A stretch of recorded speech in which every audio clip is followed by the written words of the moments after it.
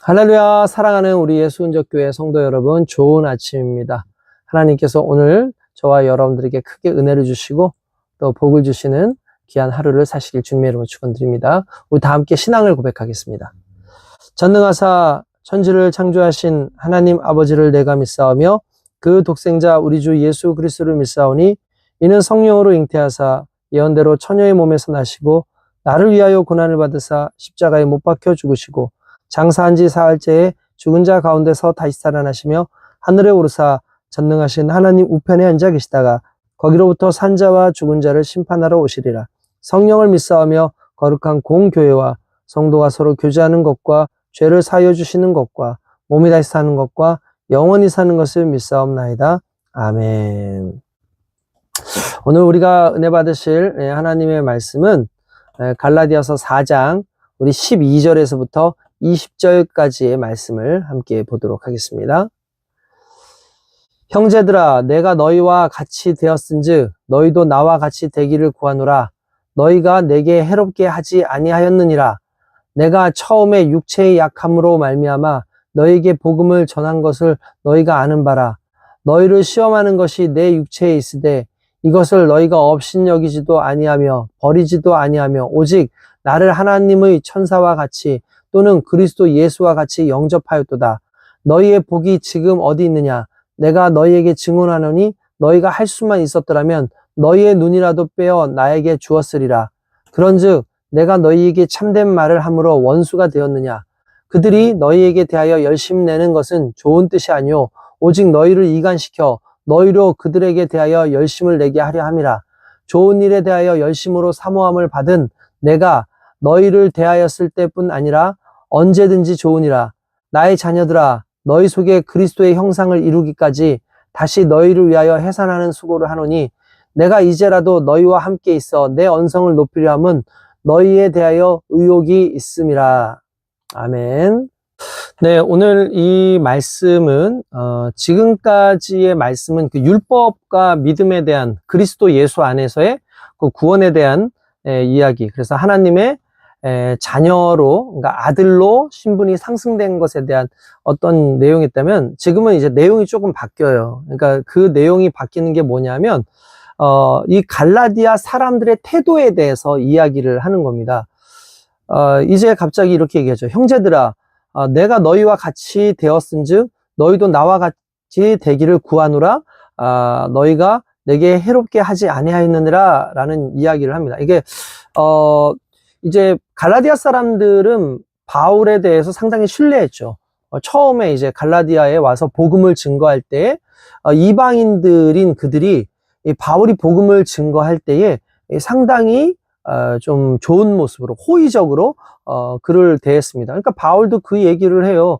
너희가 나한테 처음에 해롭게 하지 않지 않았냐? 너희가 얼마나 정말 순수했던 사람들이냐? 왜 그걸 알 수 있냐면 13절 14절에 보면 이렇게 나옵니다. 내가 처음에 육체의 약함으로 말미암아 너희에게 복음을 전한 것을 너희가 아는 바라. 너희를 시험하는 것이 내 육체에 있으되 이것을 너희가 업신여기지도 아니하고 버리지도 아니하고 오직 나를 하나님의 천사와 같이 또는 그리스도 예수와 같이 영접하였도다 라고 되어 있습니다. 이게 무슨 의미냐면은 바울이 갈라디아의 복음을 전하던 그 시대에 여러 가지 정황을 봤을 때 바울이 몸이 상당히 안 좋았었어요.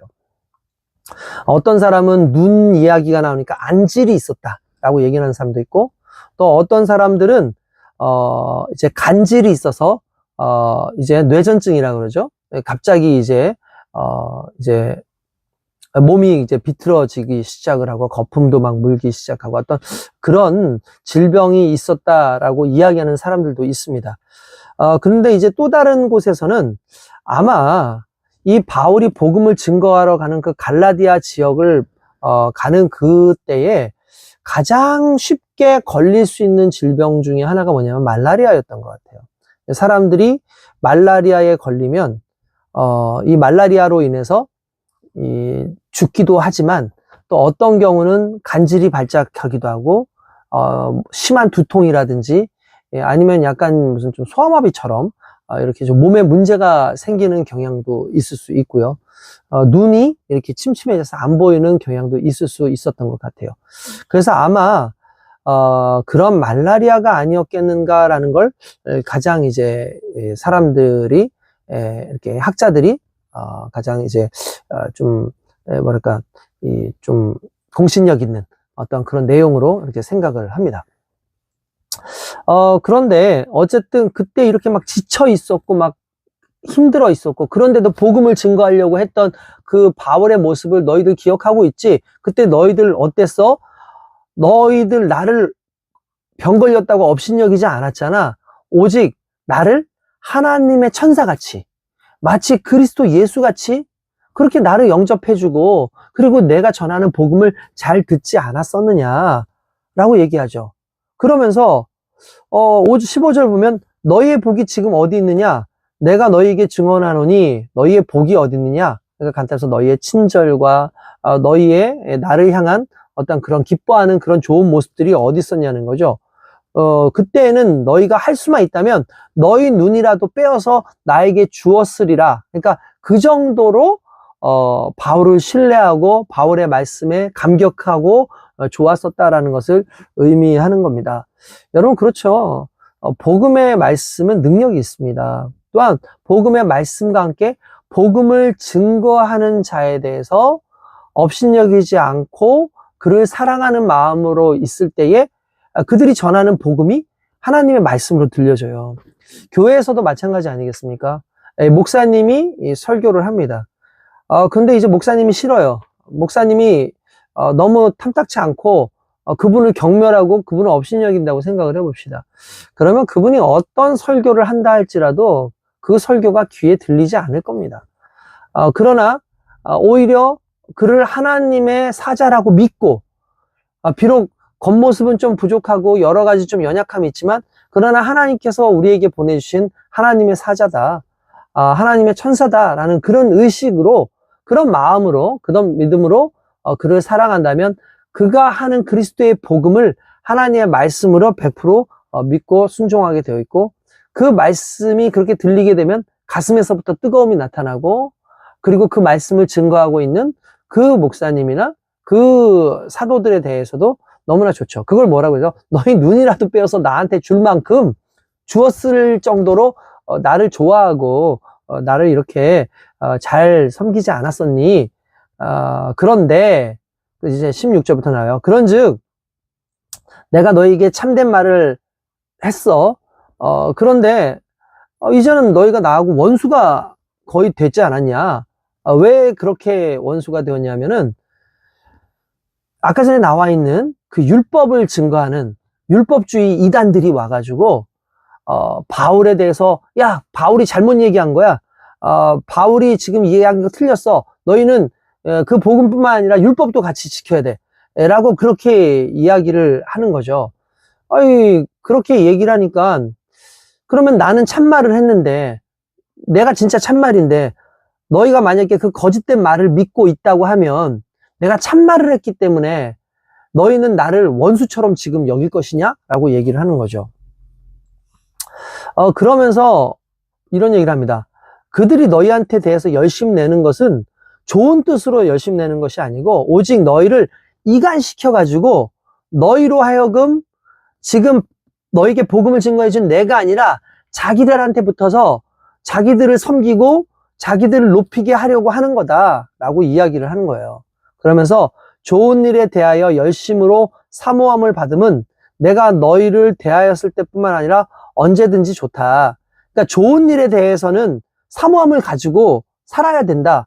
그런데 이렇게 안 좋은 것, 율법주의자들이 나와서 말한 그 이단적인 이런 부분들에 대해서는 좋은 것이 아니다라는 걸 얘기하는 거죠. 그러니까 이거예요. 너희도 좋은 것, 정말 그리스도의 복음 이런 부분에 열심 갖는 것은 너희도 정말 잘하는 일이지만 그런 안 좋은 것에 열심 갖는 것은 옳지 않다라고 이야기를 하는 거죠.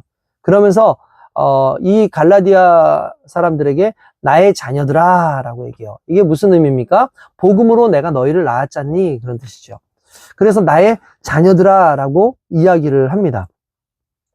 이 속에서 한 가지 우리가 알아야 되는 건 나의 자녀들아 라고 말하는 이 말 속에 내가 내 자녀를 책임지겠다라고 하는 그 책임의식이 들어있다라는 걸 또 알 수가 있는 거죠.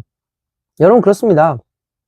세상에 1만 스승이 있을 수 있죠. 수많은 선생님들이 있을 수 있습니다. 그러나 아버지와 어머니는 하나예요. 그렇죠? 수많은 선생님들이 나의 인생의 문제를 책임져 주지 않습니다. 그들은 그냥 가르치면 되는 거예요. 그러니까 율법을 가르치던 저 이단들의 특징은 뭐냐? 그들의 말로, 미사역으로 이 사람들을 유혹하고 그 사람들을 통해서 무언가를 뜯어내고 자신에게 이롭게 하기 위한 이용의 도구로 사용을 합니다. 그리고 그들이 문제가 생겼을 때 그들에게 책임을 지지 않죠. 그러나 바울은 자기가 믿음으로 복음으로 낳은 갈라디아인들이기 때문에 책임지려고 그래요. 그래서 그들을 다시 하나님의 자녀로 복음으로 끌어오려고 하는 그 모습을 가지고 있죠. 그래서 그걸 뭐라고 얘기하냐면은 나의 자녀들아 너희 속에 그리스도의 형상을 이루기까지 다시 너희를 위하여 해산하는 수고를 내가 하겠다. 너희가 다시 깨닫고 믿음으로 돌아올 수 있도록 마치 내가 해산하는 것과 같은 어린아이를 낳는 것 같은 그 수고를 내가 다시 하겠다라고 얘기를 하는 겁니다.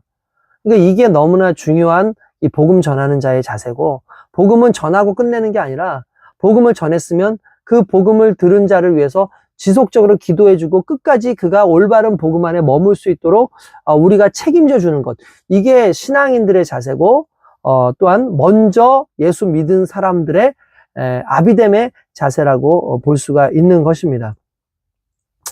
그러면서 어쨌든 내가 너희하고 이제라도 이제 함께 있어서 내 언성을, 여기서 언성이라는 것은 막 소리를 막 높인다라는 그런 얘기가 아니죠. 내 말을 강조한다는 거죠.